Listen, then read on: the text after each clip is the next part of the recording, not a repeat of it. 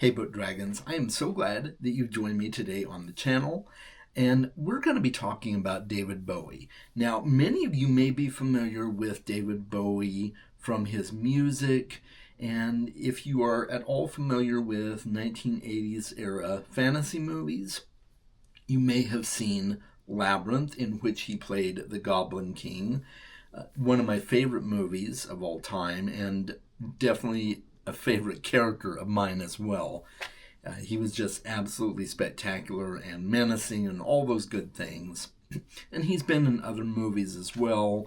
And there are many reasons to like David Bowie, not only for his music and his creativity, but also some of the causes he supported. And he was also an avid reader.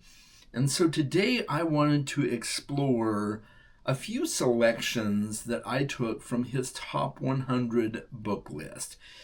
He never published an autobiography really, but he did publish the top 100 books that he had read in his life. And so we're going to be looking at that today. I will leave a link in the description where you can go and view a list of all the books. So, you may find books on there that appealed to you that didn't really stick out to me as something I wanted to read. I did go through the entire list of books and read the blurb for each one and figure out, okay, is this a book I'm interested in or not?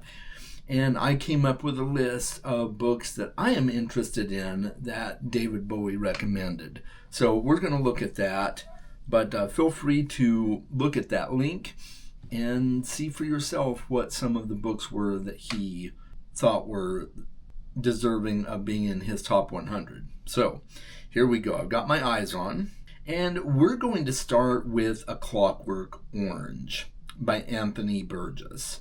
And I've seen this talked about a few times on BookTube. It's a fairly well-known story, more so for the movie adaptation by Stanley Kubrick than for the book itself, but I think probably the movie made a lot more people want to read the book. So A Clockwork Orange is on David Bowie's top 100 list, and I'm just going to read you a bit about it here.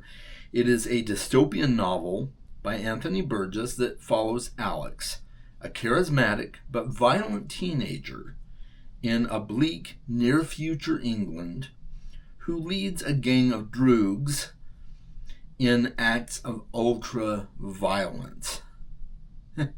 It sounds disturbing, but it's very interesting that it shows up on his list, and I have been curious about this one. I've heard good things, I've heard bad things, but I am somewhat curious to read it. I don't know if I ever will, but I do hope to get around to reading a few of Bowie's books and seeing if they're for me. So maybe this one will be one of those. Let me know in the comments if you enjoyed this, if you read it, and let me know what you think. I'd be curious.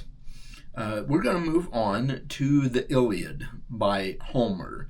It's an epic poem from ancient Greece, and it recounts the final weeks of the Trojan War. I am interested in ancient history, and I've been curious about the Iliad, whether it's something that I would enjoy reading. The Odyssey the same way. Now, the Odyssey is not on this list, but the Odyssey is another Homeric epic that I have been wanting to possibly check out and see if it's for me. But yeah, the Iliad shows on here, and I think it might be worth picking up at some point and giving it a go. So let me know what you think. The Stranger by Albert Camus. Albert Camus is a French philosopher from the early 20th century, and here is a description of the novel. It's a philosophical novel about Meursault, an emotionally detached French-Algerian man who commits a senseless murder and is condemned by society for his indifference rather than his crime. And I've been wanting to read The Stranger for a long time. I have seen quotes from Camus that I really resonate with, and I've read quite a bit about him, but I've never read any of his works. And so I'm very curious to read Camus, because just from some of the quotes and some of the things I've read about him, he seems like a person that I would have resonated with in terms of his philosophical stances on certain things.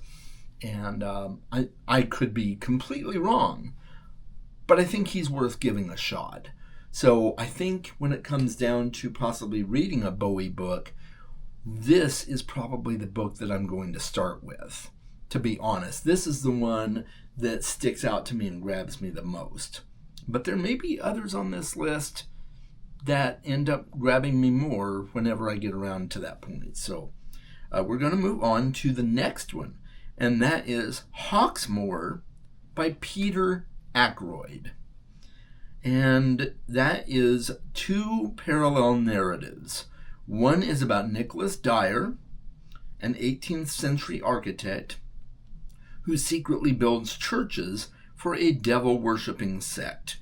And the other narrative is about Nicholas Hawksmoor, and he is a 1980s detective investigating murders at the sites of these same churches. Now, I am a little hesitant about this one. It sounds interesting. It also sounds quite dated and quite based in certain suppositions.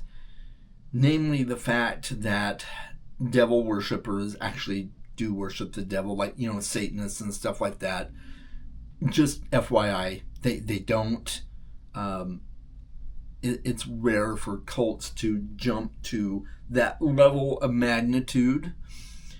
But it makes for an interesting premise. I get why. So I would be somewhat curious to read the novel, but I think I would be going into it with the understanding that there are going to be things that are unfounded and not up to date, but it does make me curious to read it nonetheless. All right, we're going to move on next to 1984 by George Orwell. Now, this one I don't think needs any introduction. A lot of people know about 1984. I have never read 1984, but it is on my list of books to read. I actually may be buddy reading this with a friend of mine, Mona Lisa, over at Mona Lisa Reads, within the next month or two. We haven't set a firm date on that yet, but that may actually end up being the first Bowie book before The Stranger by Camus. Not because it's a Bowie book, but just because I'd already planned to read it. But if you're not familiar with it, it depicts a totalitarian society under constant surveillance by the ruling party and its figurehead, Big Brother. The story follows Winston Smith, who works at the Ministry of Truth, altering historical records to fit the party's narrative. And wow, talk about something that's eerily on point for the world we're living in right now. It's very interesting. But I've always wanted to read the book, and I've seen the movie a long time ago. I saw the movie when I was a teenager, mid-teens, and it was decent, but I don't think I could appreciate it as much as I can now, and I think I'll appreciate the book more. So eventually I do want to get to this. The next book on that list is The Great Gatsby by F. Scott Fitzgerald. And that is set in the Jazz Age on Long Island. It tells the story of mysterious millionaire Jay Gatsby's obsessive pursuit of his former love, Daisy Buchanan. And I've heard that it does a really, really good job of portraying the pitfalls of high society and amassing wealth just to please other people or to appear attractive to other people, things of that nature. And I've really been on the fence with this one. My son had to read it in school, and he said, yeah, Dad, I don't really think this is something that you would like. But I hear so many people talk about it, and I do wonder if I would enjoy it. So it's not high on my priority list, but it's a solid maybe. I might give it a try just to see what it's like. And, I would allow myself to DNF it if I just wasn't feeling it, but it does make me curious. All right, the next one on here is a poem, and I haven't read a lot of poetry. Let's just be real, guys. I haven't read a lot of poetry. I read a little bit, and what I've read, I've mostly enjoyed. But this is a poem by T.S. Eliot, very well-known poet, and it's a modernist poem exploring themes of spiritual desolation, disillusionment, and fragmentation in the aftermath of World War I. I might be interested in reading that poem. And I mean, it's a poem. It's not like super long or anything, but I don't know.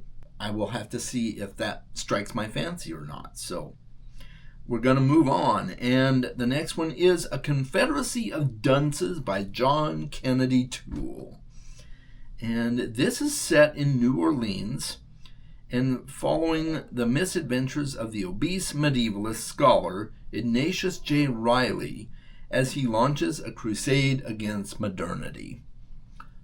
I've heard some really good things about this book. This isn't the first time I've run across this title, but when I saw it pop up on Bowie's list, it made me very, very curious. This sounds kind of interesting. I don't know if I'll like it or not, but I would be willing to try it. All right, and then we're going to Strange People by Frank Edwards. And this compiles true stories and case studies of people with extraordinary abilities, physical deformities, or unexplained phenomena. I was curious about that one. It sounds like something that might be interesting. It sounds like it's more nonfiction than fiction, which doesn't necessarily mean it's bad, right? It doesn't mean it's not worth reading, but I just don't know. I read a little bit lengthier description of it, and I'm like, oh, I don't know if that's... It sounds rather macabre at times, and so I don't know. I might pick it up. Inferno by Dante Alighieri. And I have read this book. I read this in humanities class in high school. And of course, if you're familiar with The Divine Comedy by Dante Alighieri, you will know that it's broken up into 3 parts: Inferno, Purgatorio, and Paradiso.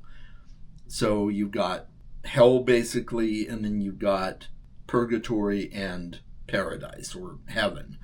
And I was pretty disturbed at times reading Inferno. I would recommend it to anyone, though. I might even be willing to read it again because I was in high school back then, right? And I'm almost 50 now, so probably could do with a reread. I did not read Purgatorio or Paradiso, but Inferno was pretty interesting. All right, next we have The Insult by Robert Thompson. And this is a psychological thriller about Martin Blom, a man who is shot and blinded, but discovers he can see in the dark. That's interesting. He embraces a nocturnal life, becoming entangled with a mysterious woman named Nina, who then disappears, leaving him a suspect. Now this book, guys, this sounds right up my alley.